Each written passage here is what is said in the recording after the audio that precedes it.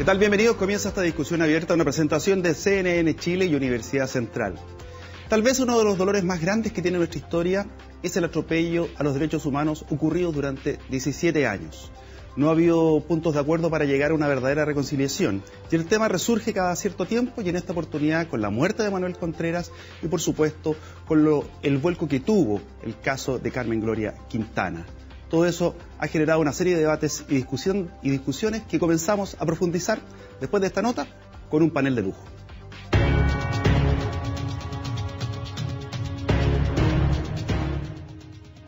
Por más que se afirme que la democracia chilena está consolidada, queda un tema pendiente que resurge con fuerza cada cierto tiempo: los derechos humanos. Tras ser condenado a más de 500 años de cárcel, Manuel Contreras, el Mamo, muere marcando un hito por ser uno de los personajes más oscuros del régimen militar, como señaló el gobierno.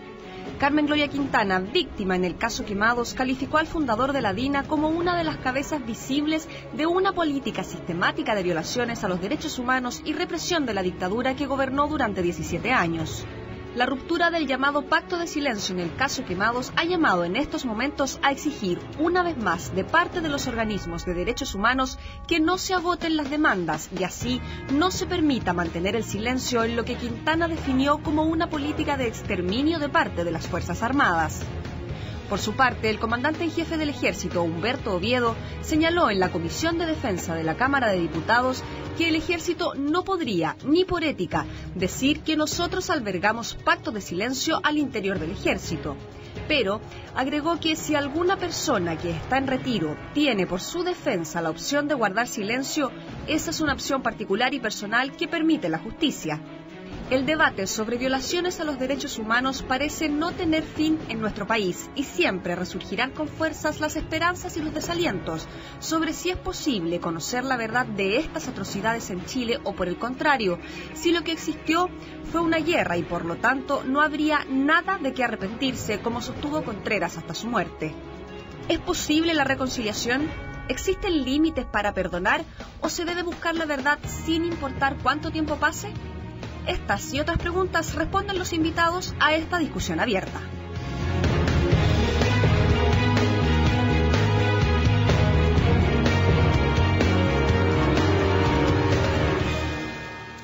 Comenzamos con nuestro panel. Saludamos a Valentina Verbal, historiadora. ¿Cómo estás? Bienvenida. Bien, gracias. Saludamos a la abogada especialista en derechos humanos, que ha tenido destacada participación en muchos de estos juicios, a partir de una historia personal también. Doña Carmen Hertz, bienvenida. Hola, ¿cómo está? Y el académico de la Facultad de Derecho de la Universidad Central, profesor justamente de Derechos Humanos, ahí de la facultad, don Sergio Fonsalía. Bienvenido. Bienvenido, muchas gracias por la invitación. Parto por acá, hacia allá. Sergio, ¿cómo podríamos describir lo que son los derechos humanos, pero bajo tu punto de vista? Más allá de lo que es el abogado, ¿cómo lo podrías definir? ¿Cómo lo sientes que son los derechos humanos?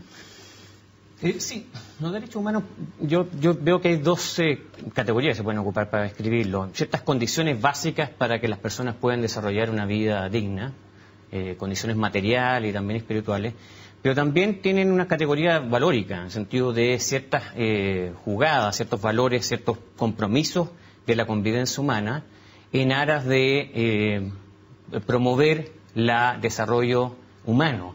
Entonces, tiene esta categoría de condiciones más bien apuntando a lo material, ¿no es cierto? Condiciones básicas, pero también un aspecto valorativo que es muy importante. Y el derecho, entonces, a través de los derechos humanos se impregna de valores morales, como la libertad, la dignidad de las personas. Y ese aspecto es una cuestión muy relevante a propósito del ordenamiento jurídico y de la convivencia humana en general. Carmen, ¿qué son los derechos humanos? Mira, bueno, coincido bastante con lo que ha señalado Sergio. Los derechos humanos son derechos que de alguna manera son consustanciales a la dignidad humana. Y su respeto es una norma de convivencia absolutamente imperativa en una sociedad. Porque de lo contrario, si no admitimos que hay derechos que son inherentes a la persona, como el derecho a la integridad, el derecho a la vida, el derecho a la libertad, y que el respeto a esos derechos es una norma reguladora del estar en sociedad, significa que estamos admitiendo que el crimen sería una norma reguladora del conflicto entre las personas y la injusticia sería otra norma que regularía la convivencia, lo cual es, sin duda a dudas, algo atroz e imposible de tolerar en ninguna sociedad moderna y democrática. Para ti, los derechos humanos, o los más humanos de los derechos.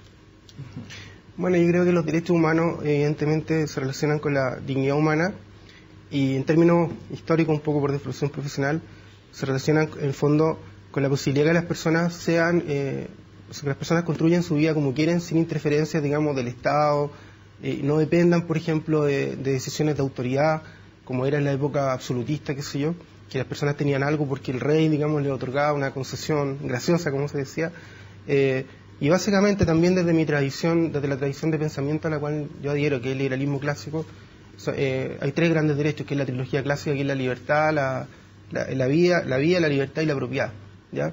Y eso permite, digamos, de que las personas puedan desarrollarse plenamente, digamos, y construir el proyecto de vida que quieren. Tú eres historiador, y de alguna manera la historia de Chile tiene una fisura, una herida.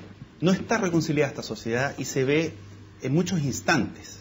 Se ve cuando surge la muerte de Manuel Contreras, en que empiezan a reflotar, o se le da más cobertura a lo mejor, a ciertos grupos que se ven afectados y que están pidiendo verdad. ¿Es posible en Chile la reconciliación y qué condiciones históricas se dieron para que se produjera esta herida? Mira, es una pregunta, la verdad, sumamente difícil. La pregunta es fácil, la respuesta es difícil. Bueno, la respuesta es difícil, en verdad. Yo creo, bueno, respondiendo de otra manera, dando una vuelta, yo creo que la reconciliación no tiene que pasar por el olvido. O sea, yo creo en la memoria, ¿ya? Creo que es mejor, la verdad duele, como se dice, pero la verdad hay que sacarse a la luz lo mayor posible, de la manera más total posible que se pueda. Y creo que la reconciliación no pasa, digamos, por el olvido, eso en primer lugar. Pasa por la verdad y también pasa por la justicia. Creo plenamente en eso. Pero también hay que facilitar, digamos, llegar a esa verdad, llegar a esa justicia, ¿ya? Y ahí, por ejemplo, no sé si lo va a hablar más adelante, quizás se debería estudiar medidas de delación compensada, cosas así. Pero vamos a entrar al tema. ¿Es posible en Chile la reconciliación, o esta reconciliación se va a dar en la medida de lo posible? O simplemente ya no se dio, porque han pasado muchos años. Fernando Villegas por ahí fue muy criticado cuando dijo, mire, sabéis que en esto ya pasó la vieja, ya quedó aquí nomás, y el exministro de Defensa, Jaime Rabinet, dice, no pidan gestos de las Fuerzas Armadas, ni pidan que les entregue información, porque para ellos es tema cerrado. ¿Vamos a llegar a algo o vamos a continuar siempre con esta herida abierta? Pablo, yo creo que el concepto de reconciliación es un concepto doctrinario y fundamentalmente de carácter religioso. La sociedad moderna, el Estado moderno, cuando se cometen crímenes, y más aún cuando hay una política de exterminio, o sea, crímenes contra la humanidad, eso no se resuelve por la vía de la reconciliación, porque, como te digo, es algo religioso. O sea, en el Estado moderno, cuando pasa algo así a una sociedad como fue la nuestra, que fue traumada por una política de exterminio dirigida a un sector de su población, la verdad, aunque parezca reiterativo, la justicia y la memoria es lo único posible. La justicia es la fuente principal de la memoria, y la memoria, Pablo, es indeleble.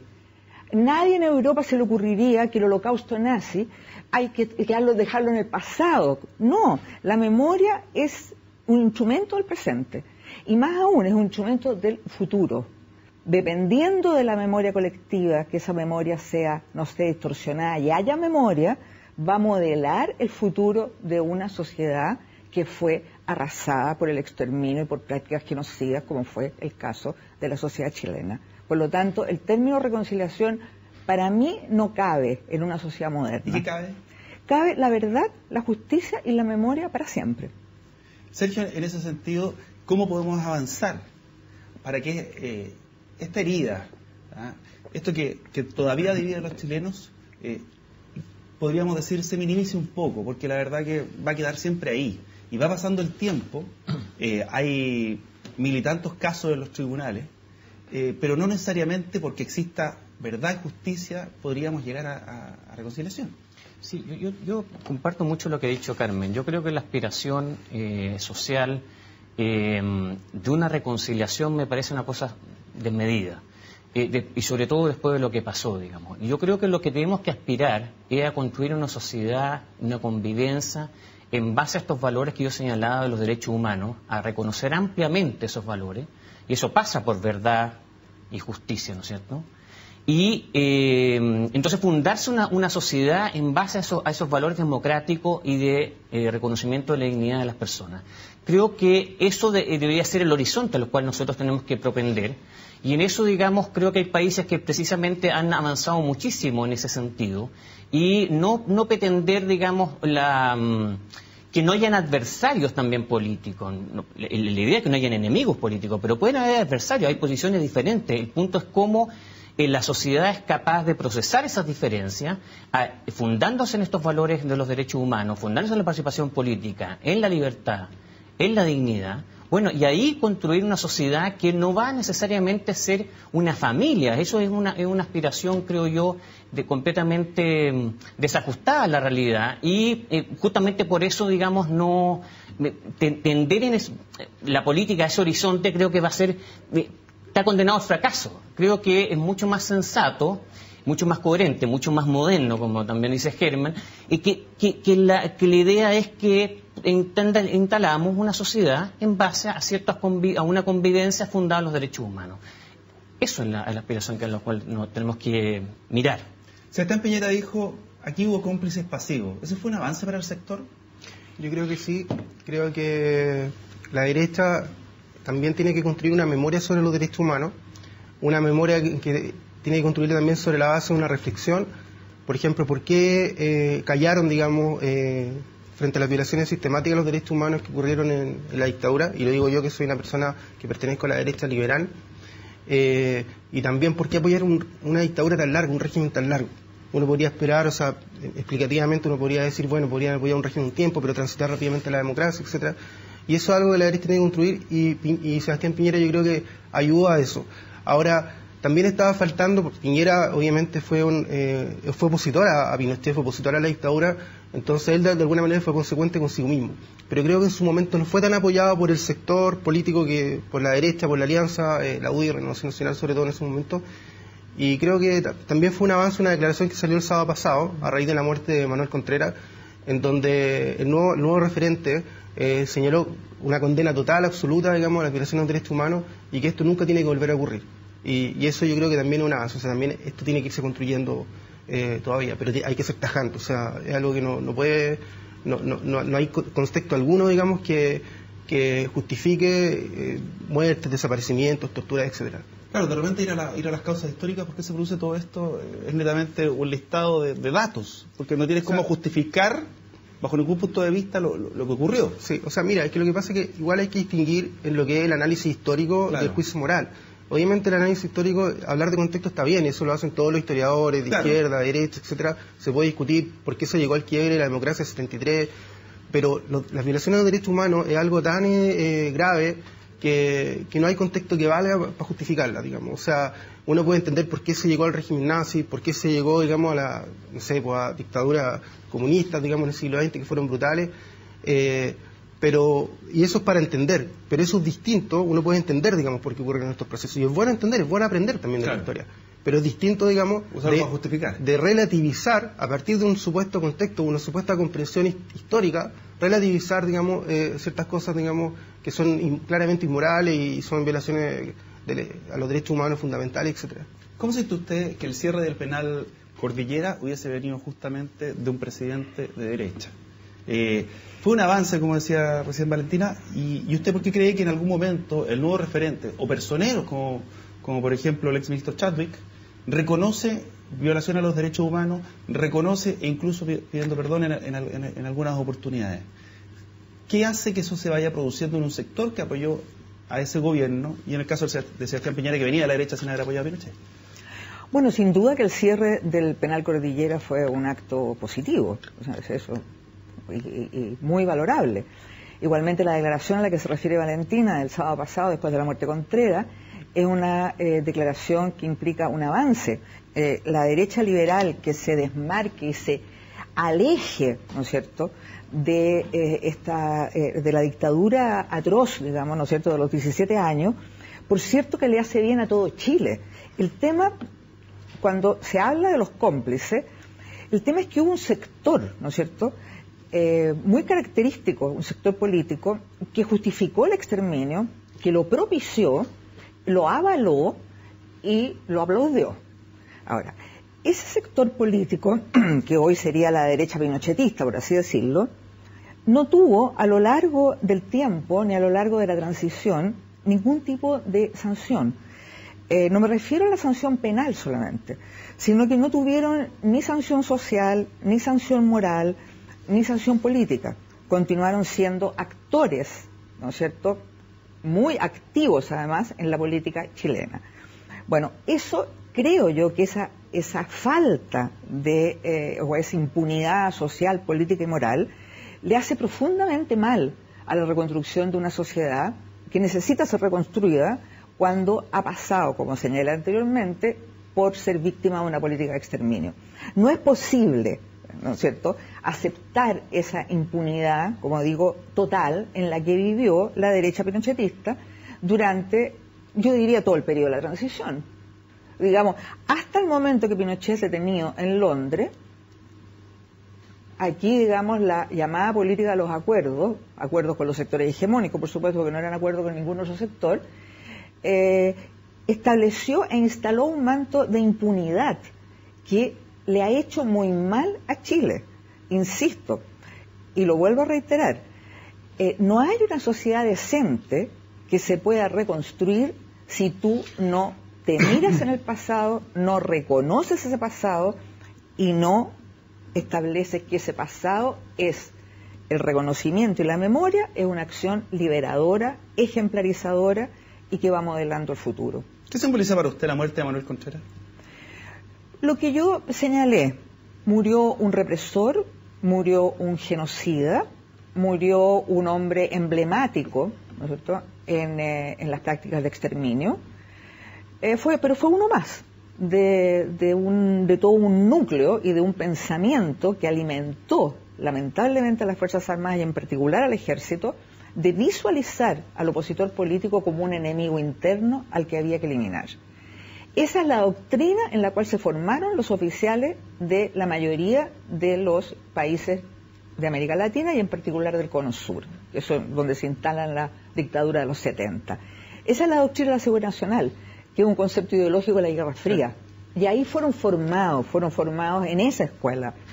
Y implementan lo que todos sabemos hoy día de instrumento de terror para controlar y como norma de convivencia. Sergio, a la vuelta de esta pausa, creo que entremos en el tema del probable cierre del penal Cordillera. Punta Peuco, perdón, el otro día fue cerrado, de Punta Peuco, porque también quienes se encuentran ahí recluidos tienen derechos. Entonces, ¿cómo se va a poder equilibrar lo que es una situación de justicia con una situación que también ellos tienen sus derechos? Entonces, eso es justamente lo que quiero entrar a conversar contigo después de esta pausa.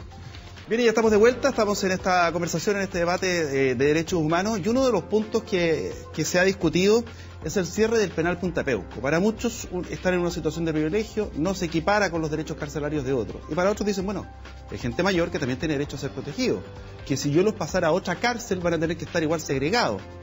Hay igualdad de derechos ahí, porque el tema de fondo no es tampoco si Punta Peuco queda lejos o queda cerca, si están apretados o no están apretados. El tema de fondo va por otro lado. Sí, yo quisiera hacer mención a una situación un poquito más general, digamos, que las condiciones carcelarias de Chile en general son extremadamente delicadas, la gente está en condiciones muy... Hay una función por parte del Estado a la hora de las cárceles, que incluso la Corte Interamericana de Derechos Humanos dice que tiene una garantía reforzada respecto de la gente que está en las cárceles. Pero sabemos que las condiciones carcelarias en Chile en general son extremadamente pobres y malas. Bueno, el punto es que la situación de Punta Peuco marca un privilegio frente a esa situación desmedrada de las personas que están privadas de libertad en general en Chile.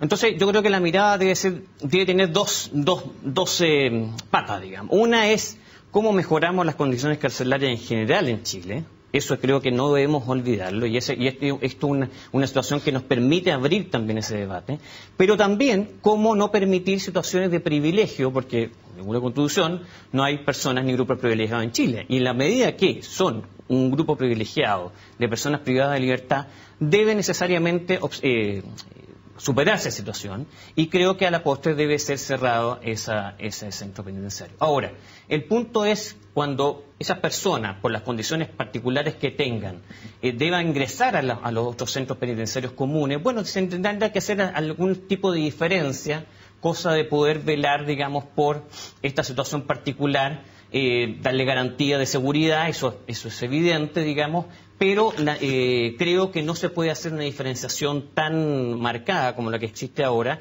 y marcar en definitiva un privilegio frente a las demás personas privadas de libertad. Pero no olvidemos también el tema de los privados de libertad en general en Chile, que debe ser abordado. Cierre del penal Punta Peuco es para terminar con un régimen diferenciado. Para algunos es hacer justicia y para otros exponer a gente mayor, porque muchos de ellos son muy ancianos, a una situación que no correspondería.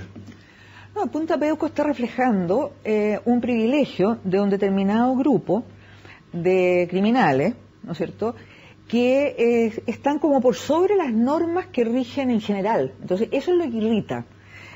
Sin duda que tienen garantías y prebendas de las cuales no gozan la población carcelaria en este país, ninguna, ni siquiera se acercan. Entonces, eso es lo que simboliza Punta Peuco, el privilegio para, además, criminales de lesa humanidad, que no es decir cualquier cosa, si criminales de lesa humanidad y diferenciarlo de los delitos comunes, es un avance que la comunidad internacional, que el mundo civilizado alcanzó. Es decir, no es lo mismo haber estado ser un terrorista de Estado, aplicar una política de exterminio, ser perpetrador con todas las garantías de impunidad de un sector de tu propia sociedad, que un delito común. Entonces, esas garantías de las cuales han disfrutado, porque no olvidemos que las condenas empezaron recién al finalizar la década del 2000, salvo en el caso Contreras y Espinosa por el caso Letelier. Antes, impunidad total en la mayoría de los episodios criminales, digamos, en Chile. Entonces refleja básicamente eso, no que no tengan derechos, tienen derechos, por supuesto, o sea, han tenido todos los derechos que jamás le concedieron a ninguna de sus víctimas, sino el tema es que está reflejando una situación de privilegio que resulta algo intolerable. Del tema que te voy a preguntar, tú eres especialista, que es la relación del mundo cívico con el mundo militar. Y una de las cosas que se ha pedido es que dicen que entreguen la información que tengan. Tal vez no existe un Cardex ni un pendrive con toda la información que se requiere para hacer justicia. Eso podría estar tal vez en el informe Vales, que vamos a entrar en eso también. Entonces uno podría decir, pero es bastante difícil que eso se produzca cuando las instituciones castrenses, una de las cosas que tiene ese corporativismo, espíritu de cuerpo, de no querer de alguna forma delatar, porque uno queda como delator, dice, los oficiales, algunos dicen, ¿y qué le dejo a las generaciones futuras de oficiales que vengan, que desde sus propias filas los van a traicionar en caso de problemas? Entonces, es esperable que estos pactos de silencio, que se pueden dar en quienes ya están en retiro probablemente, se mantengan en esas condiciones, porque además si hablan se pueden meter en problemas. A ver, bueno, en general es verdad lo que tú dices. Una de las características de las Fuerzas Armadas es el corporativismo, que tienen este espíritu de cuerpo, cohesión, que viven como una especie de sociedad dentro de la sociedad, por decirlo así, los cuarteles, qué sé yo. Y es verdad, porque en el fondo ellos se relacionan todo el día, digamos, socialmente, incluso los militares retirados participan, digamos, en clubes sociales militares. El hecho, mi papá es marino en retiro, digamos. Recibe correos de asociaciones, no sé, la familia militar, la familia militar, eso existe. Y es verdad, eso no es fácil, yo creo, pero también, digamos, en el fondo, sin ser experta en el tema, yo creo que hay que avanzar en fórmula en que, en el fondo, personas que tengan información tengan algún beneficio, digamos, o al menos, digamos, personas, por supuesto, que no hayan sido como autores materiales, o sea, los autores intelectuales directos, personas más subordinadas, digamos, puedan aportar información. Como un poco lo que pasó con Cripto, o sea, tratar de buscar esa vía, ese camino, digamos. que hayan personas que aporten información y quizás que tengan algún beneficio. No sé si ahí la delación compensada podría operar, y en otros países entiendo que eso se ha aplicado. No necesariamente es contrario a los derechos humanos y a la verdad y a la justicia. Entonces, el general Oviedo, comandante en jefe del ejército, dice: en el ejército no hay pactos de silencio. ¿A usted le hace sentido esa frase? A lo mejor en el ejército de hoy día. Ahora, hay ciertos pactos de silencio que no son tan pactos. El mismo caso de la patrulla militar que termina quemando a Carmen Gloria Quintana y a Rodrigo Rojas. No era un pacto, era una situación de amenaza. No se pusieron todos de acuerdo, sino que a un grupo importante le dijeron: lo que pasó aquí en la calle queda aquí y nadie lo sabe, y si habla alguno de ustedes algo les pasa. ¿Usted le cree al general Oviedo que hoy día no hay pactos de silencio en el ejército? Mira, los pactos de silencio como tal no existen. O sea, no existen pactos de silencio porque el ejército no es una mafia, ¿no es cierto? No es una montonera donde yo me hago un pacto con el de allá, con el 3, con el 4. No. Lo que hay acá, pero así es como se conoce como pacto de silencio, es una política institucional de encubrimiento. Eso es lo que ha habido siempre. Yo no creo que la información no exista. Cuando los tribunales de justicia la piden, no están pidiendo los diarios de vida de los agentes de la DINA o de la CNI para que digan: no, es que ya no están contratados. No, esos serían los diarios de vida que se los llevaron para su casa. No es eso lo que está pidiendo. Se está pidiendo información que son documentos públicos que la Dirección de Inteligencia Nacional del Ejército lo tiene, y tiene la obligación interna, institucional, y la obligación internacional además, para no poner al Estado de Chile en una situación de vulnerabilidad, de entregársela a los tribunales cuando los tribunales la piden. Y esto es independiente de lo que le pasa a cualquiera en su conciencia, o que se siente mal y que quiere hablar. Eso ya es otra situación, son situaciones personales. Lo que se está exigiendo acá, señor, entrégueme la información que tienen, porque la tienen. Yo siempre coloco de ejemplo lo que significó el destino final de centenares de desaparecidos secuestrados por la DINA, en que una parte importante de estas personas que desaparecen de los centros clandestinos de la DINA, que se les llama y se les forma y después no se sabe qué es de ellos, esas personas fueron llevadas al Comando de Aviación del Ejército, al aeródromo Tobalaba, fueron llevadas en helicópteros Puma, anestesiados con pentotal y por lo tanto vivos en un porcentaje no menor, o asesinados con inyecciones de cianuro y transformados en cadáveres puestos con riel en los pies, tirados en el mar. Eso fueron una política institucional. Lo sabía todo el Comando de Aviación del Ejército lo que ocurría. Habían hojas de ruta, habían pilotos, copilotos, personal de mantenimiento. Es decir, algo que no era personal. Entonces, yo insisto, los tribunales no le están pidiendo el diario de vida a los agentes de la DINA y de la CNI. Estamos pidiendo la información que tiene el Ejército, porque que no la tiene es imposible, la tiene, y la tiene la Dirección de Inteligencia Nacional del Ejército. Sergio, a la vuelta comerciales, delación compensada, posibilidad de ver el informe Vale, para ir entrando también en el tema que podría ayudar de alguna forma a que salga algo de justicia, algo de verdad. Pausa, ya estamos de vuelta. Seguimos conversando, derechos humanos es el tema de hoy, un tema obviamente importante, un tema al cual les quiero agradecer que hayan venido, porque muchos no quisieron venir, porque a veces no se quiere entrar en ciertos debates, no se quiere tomar ciertas posturas públicamente, así es que muchas gracias por estar con nosotros. Sergio, yo te preguntaba por un tema que tocó justamente Valentina, que nos decía, bueno, existirá la posibilidad de delación compensada, colaboración eficaz también se le dice, como para poder ir avanzando, ¿es eso susceptible? Y también hablar un poquito del secreto que debe mantener el informe Vale. Sí, aquí se tocan tal vez varios principios que es necesario optimizar y que de alguna manera algunas veces entran en tensión, como es esta obligación de avanzar en la verdad y avanzar en la justicia. A veces justamente porque la justicia acarrea, digamos, penas para las personas que hacen este tipo de delaciones, es que se guarda la información y precisamente entonces no se permite avanzar en estos sentidos, ¿no? de la justicia y la verdad. Ahora, para eso, digamos, los estándares internacionales admiten, con una serie de exigencias muy firmes, digamos, admiten ciertas posibilidades de contemplar atenuante, incluso beneficios intrapenitenciarios para personas que han violado derechos fundamentales como en este caso. Pero precisamente tienen como exigencia una colaboración muy eficaz para avanzar en la justicia y también así avanzar en la verdad. Y también, por ejemplo, a propósito de los beneficios intermediarios, se requieren, en caso de condenados a pena perpetua, cumplimiento de 25 años de cárcel o, en otro tipo de casos, los 2/3 de la pena. Bueno, son condiciones muy exigentes y también eso por un lado. Y también tenemos que pensar si eso, en este caso en particular, es eficaz o no. Y yo creo que ahí podemos pensar que el costo que le acarrea a una persona delatar a sus compañeros en los términos que hemos estado señalando, digamos, de esta familia militar, es tan alto que no sé si estos beneficios necesariamente, si se llegaran a contemplar y bajo condiciones muy, muy estrictas, pudieran tener esa eficacia que se les atribuye. Pero insisto, digamos, son cosas debatibles, creo que no se puede cerrar necesariamente esa posibilidad.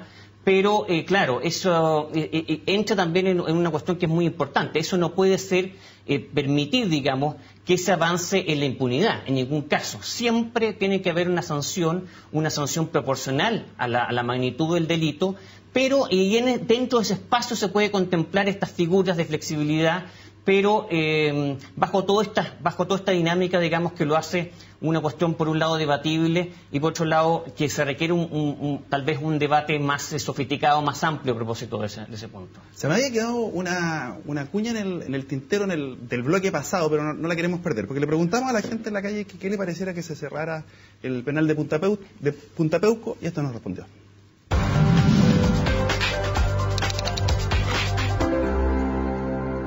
Sí, estoy de acuerdo, porque se supone que ante la ley todos somos iguales, entonces que tengan privilegios, estén gastando dinero extra que se necesita para hospitales, para otras cosas, es innecesario tener otro cárcel además, digamos.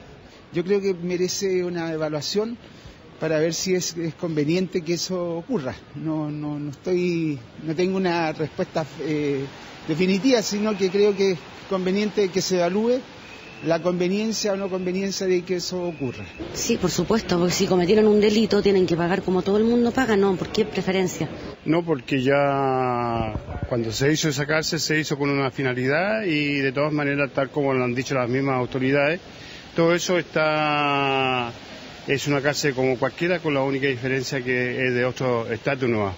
Pero al menos están sufriendo su castigo como corresponde. Sí, yo creo que sí, que el régimen penitenciario debe ser uno solo, igual para todos los que están sometidos a penas aflictivas. Yo creo que le haría bien estar un tiempo y quizás todas las condenas que le quedan en Santiago 1, en la penitenciaría o en cualquier otro centro penitenciario del país. Sí, estoy de acuerdo porque obviamente la ley tiene que ser pareja para todos. No puede haber ciudadanos con ciertos privilegios por tener una profesión diferente o un estatus, así que me parece correcto. Para mí son héroes estos militares que nos salvaron a Chile del marxismo, que salvaron a nuestros hijos, salvaron nuestras vidas, salvaron al país. Transformaron el país y el señor Piñera, sin que nadie se lo pidiera, cometió terriblemente ese error que le va a pesar para siempre.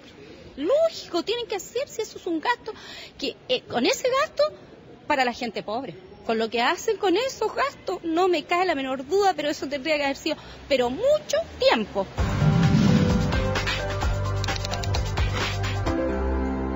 Las respuestas son mayoritarias, ¿eh? Son mayoritarias. No quería dejarla de lado, porque se me había ido en el otro bloque y quería conversarlo.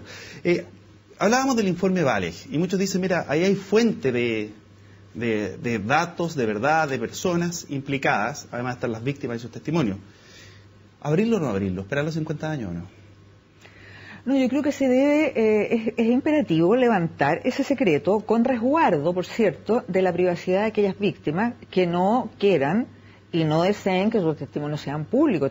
Eso es lo que ha dicho el Instituto Nacional de Derechos Humanos, por lo demás.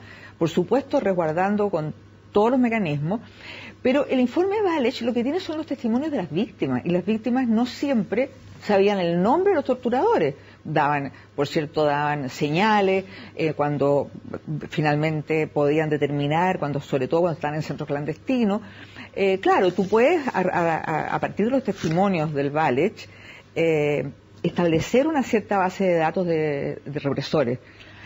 Pero ahí, como digo, tiene que resguardarse con mecanismos suficientes la privacidad de aquellas víctimas, que yo creo que son la minoría. La mayoría de las víctimas nunca pidieron que hubiera este secreto de sus testimonios en el informe de Walech. Esta fue una decisión política que se tomó. ¿A usted le tocaba alguna víctima que haya tenido que defender o que no haya podido llevar a los tribunales a la víctima porque le haya contado la situación, pero dice, pero prefiero no meterme en problemas?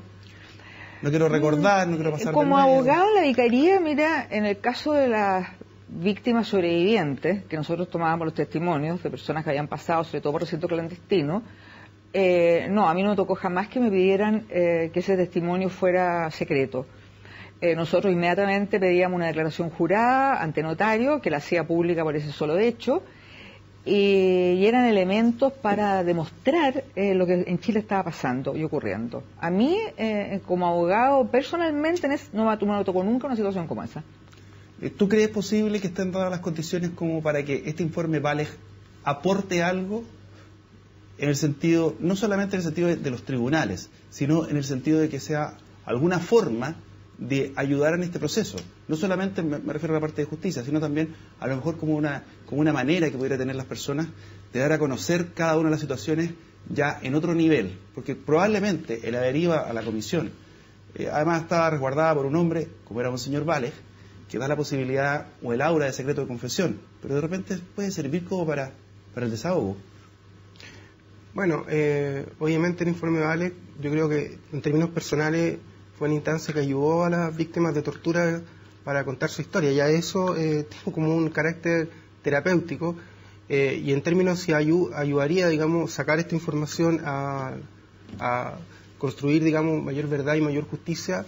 Yo creo que sí, pero teniendo los recuerdos que decía Carmen, respetando, digamos, las personas que quieran mantener en secreto sus casos y permitiendo que pueda salir a la luz la información, digamos, de quienes están dispuestos a sacarla a la luz. Ahora, en términos prácticos, yo no sé si realmente ayudará a solucionar el problema global. Y también quería aclarar algo que, con respecto a lo que hablamos en el bloque anterior, yo soy totalmente partidaria de que el ejército, si tiene información institucional, digamos, como decía Carmen, por ejemplo, la Dirección de Inteligencia del Ejército, eso obviamente el ejército, desde el más alto mando, debería tratar de entregarla a la justicia, y además eso no atentaría contra este corporativismo del que hablábamos, es decir, que personas, no sé, oficiales o más aún todavía suboficiales, no quieran verse expuestos a una especie de marginación absoluta, digamos, de parte de sus pares y prácticamente pasar a ser un paria después de la sociedad, porque esa es su vida, ese es su mundo, digamos, el ejército, las Fuerzas Armadas. Entonces, si esto viene de arriba, de manera institucional, precisamente les facilitaría, porque hay otro principio también dentro de las Fuerzas Armadas, que es el principio jerárquico, que también, digamos, ayuda a ordenar, digamos, esto. Entonces, eso soy totalmente partidario. Sergio, ¿cómo calificarías tú el rol que ha tenido el gobierno en esto, el liderazgo que ha debido permanecer? Porque lo único que hemos visto diferente es el probable anuncio del cierre del penal de Punta Peuco, anuncio que principalmente lo hace Carmen Gloria Quintana, que dice que la presidenta le dijo que en septiembre lo hacía. Se le pregunta al vocero Marcelo Díaz si es que se va a cerrar y la respuesta de él dice, eso se está evaluando constantemente. Yo creo que el gobierno se ha visto... A ver, hay una iniciativa por parte de la presidenta en orden a anular el decreto de ley de amnistía y le puso a urgencia una iniciativa parlamentaria. Eso es un gesto interesante del 2014. Ahora, respecto de lo otro, creo que el gobierno de alguna manera se ha visto sorprendido por esta vuelta, ¿no?, a la memoria, ¿no?, de parte de Chile. La verdad que tal vez en este último tiempo estas situaciones estaban un poquito más replegadas. Ahora vuelven a surgir con mucha fuerza a propósito de todo lo que ha venido pasando este último tiempo.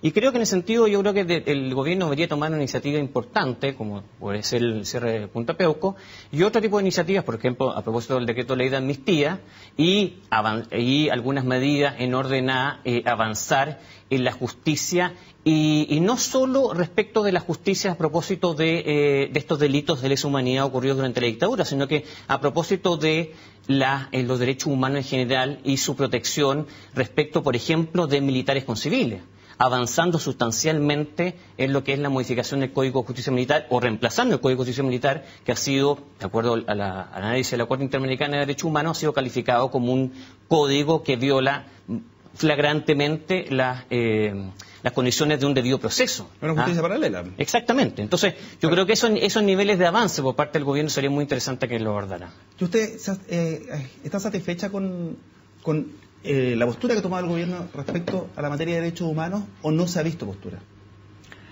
Bueno, mira, el mundo de derechos humanos comenzó la historia de la transición con altas expectativas, ya que el proyecto de derechos humanos en Chile durante la dictadura fue quizá uno de los más potentes y uno de los más sólidos que haya habido nunca, que fue el Comité Pro Paz y la Vicaría de la Solidaridad, que la verdad es que hicieron escuela en el sistema universal de protección. Por lo tanto, la expectativa que teníamos era muy alta en términos de verdad y justicia, y a lo largo de la transición nos fuimos dando cuenta que intentar instalar como bienes jurídicos, como bienes morales, como bienes políticos, la verdad y la justicia fue una tarea ardua. Ha sido larga, ha sido ardua, se ha tenido que vencer muchos obstáculos, muchos intereses. Yo creo que hoy, con las décadas que han pasado, me parece que aún el ejército y las Fuerzas Armadas en su conjunto y Carabineros no dan señales más potentes de su subordinación al poder civil. Y una señal potente sería más o menos en la línea de lo que el ministro de Defensa le dijo a la Carmen Gloria Quintana en la entrevista que tuvieron, de la exigencia a las Fuerzas Armadas, a Carabineros y en particular al Ejército de la entrega de la información, no de una petición así más o menos reverencial, señora, a ver si usted quiere, no.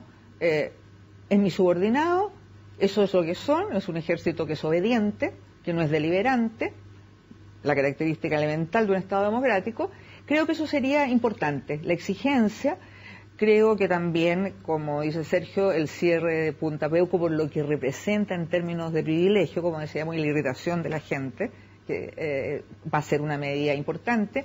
La urgencia que se le puso a la nulidad del decreto de ley de amnistía, que si bien es cierto hoy los tribunales, la Corte no lo está aplicando, pero es discrecional, lo pueden mañana, pueden volver a aplicarlo, por lo tanto eso tiene que desaparecer.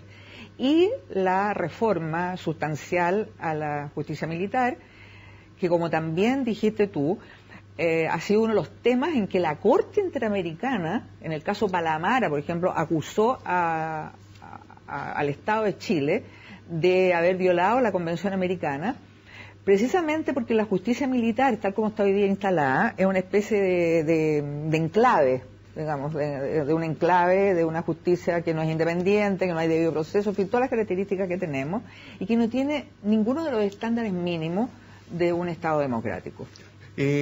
Valentina, diputados de la democracia cristiana como Walker, como Sabaj, han pedido que los conscriptos que estaban en el ejército entre el 73 y el 74, en las Fuerzas Armadas en general, también tengan reparaciones, porque ellos también habrían sido víctimas de lo que se vivió en esos días. ¿Estás de acuerdo, no?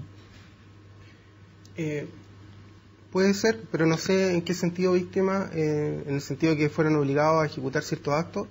Exacto. La verdad no te puedo dar una respuesta porque, bueno, es un tema complejo, porque si hay un delito, igual, digamos, pueden ser autores materiales, por ejemplo, un delito, pero sí, por lo menos, el hecho de haber participado en actos represivos, no sé, en haber prestado como servicios como secundarios, por decirlo así, puede ser que tengan algún tipo de reparación, pero no te puedo dar una respuesta técnica, la verdad, porque no sé a qué se puede referir el tema. Lo que sí, digamos, que también me quedó en el tintero una cosa anterior, que es el tema de la reconciliación. Si bien es verdad que la reconciliación no es, o sea, tomado en punto de vista religioso, no puede ser una exigencia, porque se entiende que personas que fueron víctimas quieren justicia, quieren verdad, y no se les puede pedir que perdonen, digamos, y aparte de una decisión muy personal. Sí, digamos, también, y esto no tiene que ver, como también lo aclaré antes, con una justificación. Sí es verdad que los sectores políticos también aprendan de la historia, digamos, en el sentido que no volver a un proceso político, digamos, de quiebre como el que vivimos, digamos, en ese sentido. Tú escribiste un artículo que decía que la democracia cristiana hasta hoy día se escuda en la famosa Carta de los 13 para decir que no apoyó el golpe militar. ¿Lo sientes tan así? Lo que pasa es que la democracia cristiana, en términos historiográficos, digamos, en términos históricos, más bien, apoyó el golpe, se hizo un hecho, institucionalmente lo apoyó la directiva, la mayoría de los diputados, incluso la declaración de la Cámara de Diputados que declaró casi inconstitucional a Allende, que fue casi un llamado a las Fuerzas Armadas. Tiene una frase que dice, habla de las Fuerzas Armadas, que ojalá intervengan, no directamente habla de un golpe, pero todo el mundo lo entendió así. Incluso diputados de la democracia cristiana hablaron en esa sesión. Yo algo he leído sobre el tema, digamos. Y la Carta de los 13 fue una carta representativa de la minoría. Entonces lo que yo dije en algún artículo por ahí en la prensa es que obviamente no se puede hacer pasar ahora como que la Carta de los 13 fue la posición oficial de la democracia cristiana cuando realmente no fue. No se puede cambiar la historia, digamos, en ese sentido. Lo que podría hacer la democracia cristiana es decir que cometió un error, obviamente, institucionalmente, como lo está haciendo la derecha de alguna manera, gradualmente, como también, digamos, la izquierda ha reconocido ciertos errores también que cometió, digamos, durante el gobierno de Allende, etcétera, pero no decir, oye, nosotros no hicimos esto, cuando eso fue lo que se hizo. ¿Y el cambio generacional no te sirve? Obviamente que sí, pues yo creo que la democracia cristiana, yo creo que todos los sectores políticos están aprendiendo de que la política no tiene que ser un avanzar sin transar en el fondo. O sea, obviamente tiene que existir diversidad, pluralismo, en el sentido que los gobiernos tienen derecho, digamos, a propósito de que estamos hablando del programa ahora con este gobierno, a establecer sus programas, sus propias políticas, y puede haber, digamos, discrepancias.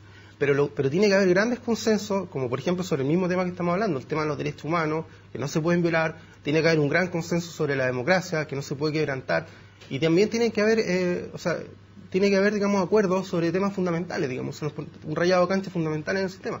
Y de hecho muchos autores, digamos, dicen que ese fue el problema porque se llegó al quiebre de la democracia, porque se perdió, digamos, la política de los consensos en este sentido, digamos, no en el sentido de estar cocinando la cocina famosa todos los proyectos de ley y cosas concretas. Obviamente eso está bien que hayan diferencias, pero el rayado de cancha, el sistema político, tenemos que estar de acuerdo. O sea, uno no puede estar a favor de un sistema político y otros en contra y llegar al gobierno para tratar de destruirlo. Entonces eso, que es lo que Mario Góngora llamaba las planificaciones globales, el historiador Mario Góngora. Pausa y ya estamos de vuelta. Mire, ya estamos de vuelta, ya en el epílogo del programa. Valentina, tienes ahí la cámara 3. Tienes 30 segundos para decir lo que tú quieras. Esto es libertad de expresión. Bueno, primero agradeciendo la invitación al programa. Bueno, y un poco reiterar lo que dije en antes. Creo que también manteniendo, digamos, las políticas de memoria, justicia y verdad, que yo creo que eso no se puede transar. También, y como historiadora lo digo, los sectores políticos, las élites políticas, los dirigentes fundamentales, tienen que aprender de la historia. Y eso yo creo que es importante, de no establecer una política de avanzar sin transar, de planificaciones globales, como decía, que establecer un programa que va a arrasar con el resto. Y en el tema de los derechos humanos, también creo que los derechos humanos, como memoria política de los sectores, de los distintos partidos, de las distintas tendencias, tiene que haber una conciencia que los derechos humanos son universales. Y también yo dije en otra columna, también el Partido Comunista, por ejemplo, yo creo que, si bien es verdad que fue víctima en Chile de violaciones de derechos humanos, y se entiende que defienda, digamos, o sea, que rechace las violaciones de derechos humanos que ocurren en Chile, también debería ser más tajante de condenar las violaciones de derechos humanos en los regímenes, digamos, ideológicos que corresponden a su tendencia, como por ejemplo el caso de Cuba. Y si la derecha está reconociendo las violaciones de derechos humanos en Chile, también el Partido Comunista debería dar un paso en eso. Y eso no es una ley de empate, sino es pedir coherencia, digamos, en este tema. Señora Carmen, la cámara 2, toda suya, lo que usted quiera.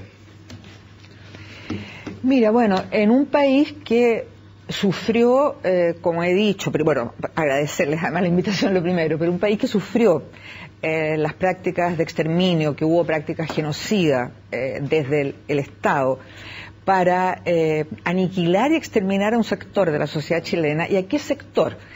En primer lugar fue a quienes fueron partidarios del gobierno de la Unidad Popular destruido y, ¿no es cierto?, a quien se le da el golpe en los 73, y después a quienes se resistieron a la dictadura. Y esos resistentes a la dictadura fueron las víctimas principales de la política de exterminio. Recordar que los oficiales de ejército que implementaron el golpe estuvieron adoctrinados en la doctrina de la seguridad nacional. ¿Y para qué era la doctrina de la seguridad nacional? Estoy de acuerdo con que hay que tener un consenso en cuanto al sistema político. El tema es que de pronto hay que hacer reformas estructurales en una sociedad que afectan intereses determinados y muy minoritarios, que a mi juicio fue lo que ocurrió durante la Unidad Popular, que hizo dos grandes tareas modernizadoras sin la cual hoy día ni siquiera podría haber el desarrollo capitalista que hay, que fue la reforma agraria, la nacionalización del cobre. Son dos hitos, y eso generó una irritación, una conspiración de sectores minoritarios de chilenos con el extranjero. Nadie puede desconocer el informe Church que prueba la intervención americana en el golpe de Estado. O sea, el golpe de Estado se da por eso, básicamente, sin perjuicio de las irresponsabilidades que puede haber, del ultraizquierdismo, de cuestiones que iban más allá del programa de la Unidad Popular. Pero básicamente fue porque reformas estructurales en una sociedad, a mi juicio, nunca es posible hacerlas por consenso, sobre todo cuando están afectando intereses de una minoría. Sergio, ahí tienes la cámara 2, toda tuya. Ahí tienes libertad de expresión. Bueno, muchas gracias por la invitación a este programa. Creo que justamente programas como este nos dan la oportunidad para, por un lado, revisar la historia y sacar, digamos, lecciones a partir de la historia, ¿no? Que es precisamente esta idea de que los derechos humanos deben fundar la convivencia de la sociedad chilena y son límites infranqueables para el Estado y para los particulares en general.